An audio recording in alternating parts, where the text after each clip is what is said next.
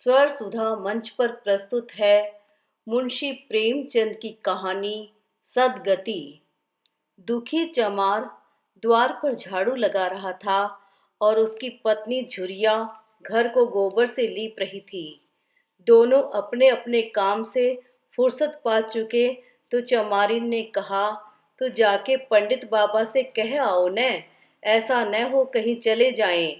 दुखी ने कहा, हाँ जाता हूँ, लेकिन यह तो सोच बैठेंगे किस चीज पर। झुरिया ने कहा, कहीं से खटिया न मिल जाएगी, ठकुराने से मांग लाना। दुखी ने कहा, तू तो कभी कभी ऐसी बात कह देती है कि देह जल जाती है। ठकुराने वाले मुझे खटिया देंगे? आग तक तो घर से निकलती नहीं, खटिया देंगे? कैथाने में जाकर एक लोटा पानी मांगूं तो न मिले, भला खटिया कौन देगा? हमारे उपले सेठे भूसा लकड़ी थोड़े ही है कि जो चाहे उठा ले जाए। ले अपनी खटोली धोकर रख दे, गर्मी के तो दिन हैं, उनके आते आते सूख जाएगी। झुरिया ने कहा, वह हमारी खटोली पर बैठेंगे नहीं, देखते नहीं कितने नेम धर्म से रहते हैं। दुखी ने जरा चिंतित होकर कहा, हाँ यह बात तो है, महुए के पत्ते तोड़कर एक पत्तल बना लूं तो ठीक हो जाए। पत्तल में बड़े आदमी खाते हैं, वह पवित्र है, ला तो डंडा पत्ते तोड़ लूं। झुरिया ने कहा, पत्तल मैं बना लूंगी, तुम जाओ, लेकिन हाँ उन्हें सीधा भी तो देना होगा, अपनी थाली में रख दूं? दुखी ने कहा, कहीं ऐसा गजब न करना, नहीं तो सीधा भी जाए और थाली भी फूटे। बाबा थाली उठाकर पटक देंगे, उनको बड़ी जल्दी क्रोध चढ़ आता है, क्रोध में पंडिताइन तक को नहीं छोड़ते। लड़के को ऐसा पीटा कि आज तक टूटा हाथ लिए फिरता है। पत्तल में सीधा भी देना, हाँ मुद्दा तो छूना मत। झूरी गोंड की लकड़ी को लेकर साह की दुकान से सब चीजें ले आना, सीधा भरपूर हो, सेर भर आटा, आध सेर चावल, पाव भर दाल, आध पाव घी, नोन हल्दी और पत्तल में एक किनारे 4 आने पैसे रख देना। गोंड की लड़की न मिले तो भुर्जिन के हाथ पैर जोड़कर ले जाना, तू कुछ मत छूना, नहीं तो गजब हो जाएगा। इन बातों की ताकीद करके दुखी ने लकड़ी उठाई और घास का एक बड़ा सा गट्ठा लेकर पंडित जी से अर्ज करने चला। खाली हाथ बाबा जी की सेवा में कैसे जाता? नजराने के लिए उसके पास घास के सिवा और क्या था? उसे खाली देखकर तो बाबा दूर ही से दुत्कारते। पंडित घासीराम ईश्वर के परम भक्त थे। नींद खुलते ही ईशोपासना में लग जाते, मुंह हाथ धोते, 8 बजते तब असली पूजा शुरू होती, जिसका पहला भाग भंग की तैयारी थी। उसके बाद आधे घंटे तक चंदन रगड़ते, फिर आईने के सामने एक तिनके से माथे पर तिलक लगाते। चंदन की 2 रेखाओं के बीच में लाल रोली की बिंदी होती थी। फिर छाती पर बाहों पर चंदन लगाते, फूल चढ़ाते, आरती करते, घंटी बजाते। 10 बजते बजते वह पूजन से उठते और भंग छान कर बाहर आते। तब तक 2-4 यजमान द्वार पर आ जाते। ईशोपासना का तत्काल फल मिल जाता, वही उनकी खेती थी। आज वह पूजन गृह से निकले तो देखा दुखी चमार घास का एक गट्ठा लिए बैठा है। दुखी उन्हें देखते ही उठ खड़ा हुआ और उन्हें साष्टांग दंडवत करके हाथ बांधकर खड़ा हो गया। यह तेजस्वी मूर्ति देखकर उसका हृदय श्रद्धा से परिपूर्ण हो गया। कितनी दिव्य मूर्ति थी! छोटा सा गोल मटोल आदमी, चिकना सिर, फूले गाल, ब्रह्म तेज से प्रदीप्त आंखें, रोली और चंदन देवताओं की प्रतिभा प्रदान कर रही थी। दुखी को देखकर श्री मुख से बोले, आज कैसे चला रे दुखिया? दुखी ने सिर झुकाकर कहा, बिटिया की सगाई कर रहा हूँ महाराज, कुछ साइत सगुन विचारना है, कब मर्जी होगी? घासी ने कहा, आज मुझे छुट्टी नहीं, हाँ सांझ तक आ जाऊंगा। दुखी ने कहा, नहीं महाराज, जल्दी मर्जी हो जाए, सब सामान ठीक कराया हूँ। यह घास कहाँ रख दूँ? घासी ने कहा, इसे गाय के सामने डाल दे और जरा झाड़ू लेकर द्वार तो साफ कर दे। यह बैठक भी कई दिन से लीपी नहीं गई, उसे भी गोबर से लीप दे। तब तक मैं भोजन कर लूँ, फिर जरा आराम करके चलूँगा। हाँ, यह लकड़ी भी चीर देना। खलियान में 4 खांची भूसा पड़ा है, उसे भी उठा लाना और भुसौली में रख देना। दुखी फौरन हुक्म की तामील करने लगा। द्वार पर झाड़ू लगाई, बैठक को गोबर से लीपा, तब 12 बज गए। पंडित जी भोजन करके चले गए। दुखी ने सुबह से कुछ नहीं खाया था। उसे भी जोर की भूख लगी, पर वहाँ खाने को क्या धरा था। घर यहाँ से मील भर था, वहाँ खाने चला जाए तो पंडित जी बिगड़ जाए। बेचारे ने भूख दबाई और लकड़ी फाड़ने लगा। लकड़ी की मोटी सी गांठ थी, जिस पर पहले कितने ही भक्तों ने अपना जोर आजमा लिया था। वह उसी दमखम के साथ लोहे से लोहा लेने के लिए तैयार था। दुखी घास छीलकर बाजार ले जाता था। लकड़ी चीरने का उसे अभ्यास न था। घास उसके खुरपे के सामने सिर झुका देती थी। यहाँ कस कस कर कुल्हाड़ी का भरपूर हाथ लगाता, पर उस गांठ पर निशान तक न पड़ता था। कुल्हाड़ी उचट जाती, पसीने में तर था, हाँफता था, थक कर बैठ जाता था, फिर उठता था। हाथ उठाए न उठते थे, पांव कांप रहे थे, कमर न सीधी होती थी। आंखों तले अंधेरा हो रहा था, सिर में चक्कर आ रहे थे, तितलियां उड़ रही थी, फिर भी अपना काम किए जाता था। अगर एक चिलम तंबाकू पीने को मिल जाती तो शायद कुछ ताकत आती। उसने सोचा, यहाँ चिलम और तंबाकू कहाँ मिलेगी? ब्राह्मणों का पूरा पड़ोस है। ब्राह्मण लोग हम नीच जातों की तरह तंबाकू थोड़े ही पीते हैं। सहसा उसे याद आया कि गांव में एक गोंड भी रहता है, उसके यहाँ जरूर चिलम तंबाकू होगी। तुरंत उसके घर दौड़ा। खैर, मेहनत सफल हुई। उसने तंबाकू भी दी और चिलम भी दी, पर आग वहां न थी। दुखी ने कहा, आग की चिंता न करो भाई, मैं जाता हूँ, पंडित जी के घर से आग मांग लूंगा। वहां तो अभी रसोई बन रही थी। यह कहता हुआ वह दोनों चीजें लेकर चला आया और पंडित जी के घर में बरोठे के द्वार पर खड़ा होकर बोला, मालिक, रची के आग मिल जाए तो चिलम पी लें। पंडित जी भोजन कर रहे थे। पंडिताइन ने पूछा, यह कौन आदमी आग मांग रहा है? पंडित ने कहा, अरे वही ससुरा, दुखिया चमार है। कहा है थोड़ी सी लकड़ी चीर दे, आग तो है, दे दो। पंडित ताइन ने भवें चढ़ाकर कहा, तुम्हें तो जैसे पोथी पत्रे के फेर में धर्म कर्म किसी बात की सुध ही नहीं रही। चमार हो, धोबी हो, पासी हो, मुंह उठाए घर में चला आए। हिंदू का घर न हुआ, कोई सराय हुई? कह दो दाढ़ी जार से चला जाए, नहीं तो इस लुआठे से मुंह झुलस दूंगी। आग मांगने चले हैं। पंडित जी ने उन्हें समझाकर कहा, भीतर आ गया तो क्या हुआ, तुम्हारी कोई चीज तो नहीं छुई। धरती पवित्र है, जरा सी आग दे क्यों नहीं देती? काम तो हमारा ही कर रहा है। कोई लोनिया यही लकड़ी फाड़ता तो कम से कम 4 आने लेता। पंडिताइन ने गरज कर कहा, वह घर में आया क्यों? पंडित ने हार कर कहा, ससुरे का अभागा था और क्या। पंडिताइन ने कहा, अच्छा, इस बखत तो आग दिए देती हूँ, लेकिन फिर जो इस तरह घर में आएगा तो उसका मुंह ही जला दूंगी। दुखी के कानों में इन बातों की भनक पड़ रही थी। पछता रहा था। नाहक आया। सच तो कहती है, पंडित के घर में चमार कैसे चला आए? बड़े पवित्र होते हैं यह लोग, तभी तो संसार पूजता है, तभी तो इतना मान है।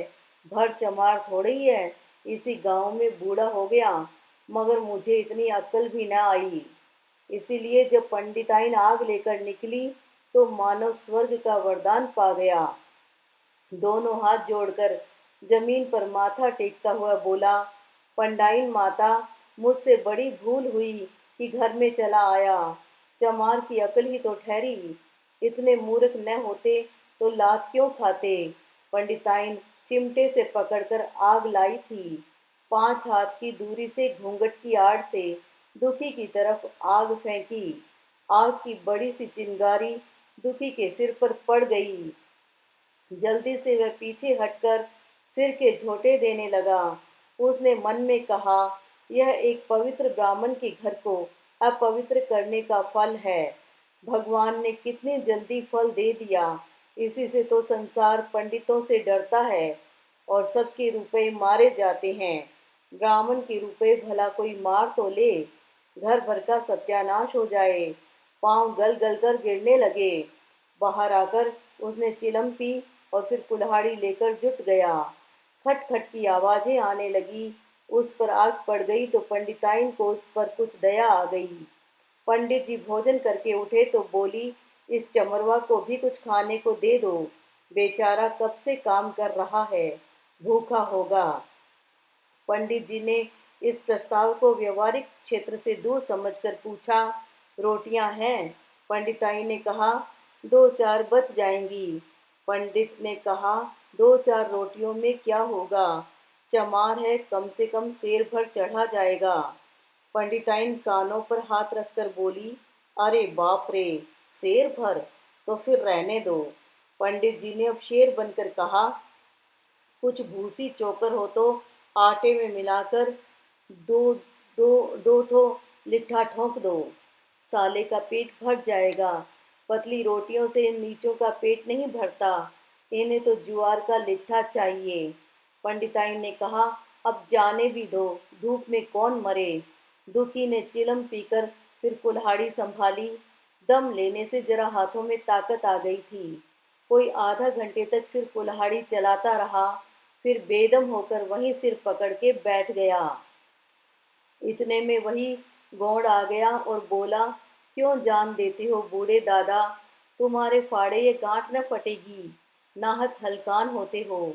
दुखी ने माथे का पसीना पोंछकर कहा, अभी गाड़ी भर भूसा ढोना है भाई। गौड़ ने कहा, कुछ खाने को मिला कि काम ही कराना जानते हैं, जाके मांगते क्यों नहीं। दुखी ने कहा, कैसी बात करते हो चिखुरी, ब्राह्मण की रोटी हमको पचेगी। गौड़ ने कहा, पचने को पच जाएगी, पहले मिले तो। मूंछों पर ताव देकर भोजन किया और आराम से सोए। तुम्हें लकड़ी फाड़ने का हुक्म दे दिया। जमींदार भी कुछ खाने को देता है, हाकिम भी बेगार लेता है तो थोड़ी सी मजूरी देता है, ये उनसे भी बढ़ गए, उस पर धर्मात्मा बनते हैं। दुखी ने कहा, धीरे धीरे बोलो भाई, कहीं सुन ले तो आफत आ जाए। यह कहकर दुखी फिर संभल पड़ा और कुल्हाड़ी की चोट मारने लगा। चिखुरी को उस पर दया आई, आकर कुल्हाड़ी उसके हाथ से छीन ली और कोई आध घंटे खूब कस कस कर कुल्हाड़ी चलाई, पर गांठ में दरार भी न पड़ी। तब उसने कुल्हाड़ी फेंक दी और यह कहकर चला गया, तुम्हारे फाड़े यह न फटेगी, जान भले निकल जाए। दुखी सोचने लगा, बाबा ने ये गांठ कहाँ रख छोड़ी थी कि फाड़े नहीं फटती, कहीं दरार तक तो नहीं पड़ती। मैं कब तक इसे चीरता रहूंगा। अभी घर पर 100 काम पड़े हैं, कार परोजन का घर है, एक न एक चीज घटी ही रहती है, पर इन्हें इसकी क्या चिंता। चलूं जब तक भूसा ही उठा लाऊं, कह दूंगा, बाबा आज तो लकड़ी नहीं फटी, कल आकर फाड़ दूंगा। उसने झोआ उठाया और भूसा ढोने लगा। खलियान यहाँ से 2 फरलांग से कम न था। अगर झोआ खूब भर भर कर लाता तो काम जल्द खत्म हो जाता। फिर झोवे को उठाता कौन, अकेले भरा हुआ झोआ उससे न उठ सकता था, इसलिए थोड़ा थोड़ा लाता था। 4 बजे कहीं भूसा खत्म हुआ। पंडित जी की नींद भी खुली। मुंह हाथ धोया, पान खाया और बाहर निकले। देखा तो दुखी झोआ सिर पर रखे सो रहा है। पंडित जी जोर से बोले, अरे दुखिया, तू सो रहा है, लकड़ी तो अभी ज्यों की त्यों पड़ी हुई है, इतनी देर तू करता क्या रहा। मुट्ठी भर भूसा ढोने में सांझ कर दी, उस पर सो रहा है। उठा ले कुल्हाड़ी और लकड़ी फाड़ डाल। तुझसे जरा सी लकड़ी नहीं फटी, फिर साइत भी वैसी ही निकलेगी। मुझे दोष मत देना। इसी से कहा है कि नीच घर में खाने को हुआ और उसकी आंख बदली। दुखी ने फिर कुल्हाड़ी उठाई। जो बातें पहले से सोच रखी थी वह सब भूल गया। पेट पीठ में धंसा जाता था। आज सवेरे जलपान तक न किया था। अवकाश ही न मिला। उठना ही पहाड़ मालूम होता था। जी डूबा जाता था, पर दिल को समझाकर उठा। पंडित है, कहीं साहित्य ठीक न विचारे तो फिर सत्यानाश हो ही जाए। जब भी तो संसार में इतना मान है, कहीं साहित्य का तो सब खेल है, जिसे चाहे बिगाड़ दे। पंडित जी गांठ के पास आकर खड़े हो गए और बढ़ावा देने लगे। हाँ, मार कस के और मार, अबे जोर से मार। तेरे हाथ में तो जैसे दम ही नहीं है। लगा कस के, खड़ा सोचने क्या लगता है। हाँ, बस फटा ही चाहती है, दे उसी दरार में। दुखी अपने होश में न था। न जाने कौन सी गुप्त शक्ति उसके हाथों को चला रही थी। वह थकान, भूख, कमजोरी सब मानो भाग गई। उसे अपने बाहुबल पर स्वयं आश्चर्य हो रहा था। एक एक चोट वज्र की तरह पड़ती थी। आध घंटे तक वह इसी उन्माद की दशा में हाथ चलाता रहा, यहाँ तक कि लकड़ी बीच से फट गई और दुखी के हाथ से कुल्हाड़ी छूटकर गिर पड़ी। उसके साथ ही वह भी चक्कर खाकर गिर पड़ा। भूखा प्यासा थका हुआ शरीर जवाब दे गया। पंडित जी ने पुकारा, ऊठ के दो चार हाथ और लगा दे, पतली पतली चैलियां हो जाएं। दुखी न उठा। पंडित जी ने अब उसे दिक करना उचित न समझा। भीतर जाकर बूटी छानी, शौच गए, स्नान किया और पंडिताई बाना पहनकर निकले। दुखी अभी तक वहीं पड़ा हुआ था। पंडित जी ने जोर से पुकारा, अरे क्या पड़े ही रहोगे दुखी? चलो तुम्हारे ही घर चल रहा हूँ। सब सामान ठीक ठाक है न? दुखी फिर भी न उठा। अब पंडित जी को कुछ शंका हुई। पास जाकर देखा तो दुखी अकड़ा पड़ा हुआ था। बदहवास होकर भागे और पंडिताइन से बोले, दुखिया तो जैसे मर गया। पंडिताइन हक बकाकर बोली, वह तो अभी लकड़ी चीर रहा था न? पंडित ने कहा, हाँ, लकड़ी चीरते चीरते मर गया, अब क्या होगा? पंडिताइन ने शांत होकर कहा, होगा क्या?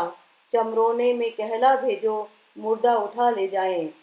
एक क्षण में गांव में खबर हो गई। पूरे में ब्राह्मणों की ही बस्ती थी। केवल एक घर गोंड का था। लोगों ने इधर का रास्ता दौड़ दिया। कुएं का रास्ता उधर ही से था। पानी कैसे भरा जाए? चमार की लाश के पास से होकर पानी भरने कौन जाए? एक बुढ़िया ने पंडित जी से कहा, अब मुर्दा फेंकवाते क्यों नहीं? कोई गांव में पानी पिएगा या नहीं? इधर गोंड ने चमरोने में जाकर सबसे कह दिया, खबरदार, मुर्दा उठाने मत जाना, अभी पुलिस की तहकीकात होगी। दिल लगी है कि एक गरीब की जान ले ली। पंडित जी होंगे तो अपने घर के होंगे, लाश उठाओगे तो तुम भी पकड़े जाओगे। इसके बाद ही पंडित जी पहुंचे, पर चमरोने का कोई आदमी लाश उठा लाने को तैयार न हुआ। हाँ, दुखी की स्त्री और कन्या दोनों हाय हाय करती वहां के लिए चल पड़ी और पंडित जी के द्वार पर आकर सिर पीट पीट कर रोने लगी। उनके साथ 10-5 और चमारिनें थी। कोई रोती थी, कोई समझाती थी, पर चमार एक भी न था। पंडित जी ने चमारों को बहुत धमकाया, समझाया, मिन्नत की, पर चमारों के दिल पर पुलिस का रोब छाया हुआ था। एक भी न माना। आखिर पंडित जी निराश होकर लौट आए। आधी रात तक रोना पीटना जारी रहा। देवताओं का सोना मुश्किल हो गया, पर लाश उठाने कोई चमार न आया। और ब्राह्मण चमार की लाश कैसे उठाते? भला ऐसा किसी शास्त्र पुराण में लिखा है? कहीं कोई दिखा दे। पंडिताइन ने झुंझलाकर कहा, इन डाइनों ने तो खोपड़ी चाट डाली, किसी का गला भी नहीं पकता। पंडित ने कहा, रोने दो चुड़ैलों को, कब तक रोएंगी? जीता था तो कोई बात न पूछता था, मर गया तो कोलाहल मचाने के लिए सबकी सब आ पहुंची। पंडिताइन ने कहा, चमार का रोना मनहूस है। पंडित ने कहा, हाँ, बहुत मनहूस। पंडिताइन ने कहा, अभी से दुर्गंध उठने लगी। पंडित ने कहा, चमार था, ससुरा की नहीं, साध असाध का विचार है इन सबों को। पंडिताइन ने कहा, इन सबों को घिन भी नहीं लगती। पंडित ने कहा, भ्रष्ट है सब। रात तो किसी तरह कटी, मगर सवेरे भी कोई चमार न आया। चमारी ने भी रो पीट कर चली गई। दुर्गंध कुछ कुछ फैलने लगी। पंडित जी ने एक रस्सी निकाली, उसका फंदा मुर्दे के पैर में डाला और फंदे को खींचकर कस दिया। अभी कुछ कुछ धुंधलका था। पंडित जी ने रस्सी पकड़कर लाश को घसीटना शुरू किया और गांव के बाहर घसीट ले गए। वहां से आकर तुरंत स्नान किया, दुर्गा पाठ पढ़ा और घर में गंगा जल छिड़का। उधर दुखी की लाश को खेत में गीदड़, गिद्ध, कुत्ते और कोए नोच रहे थे। वह यही जीवन पर्यंत की भक्ति, सेवा और निष्ठा का पुरस्कार था।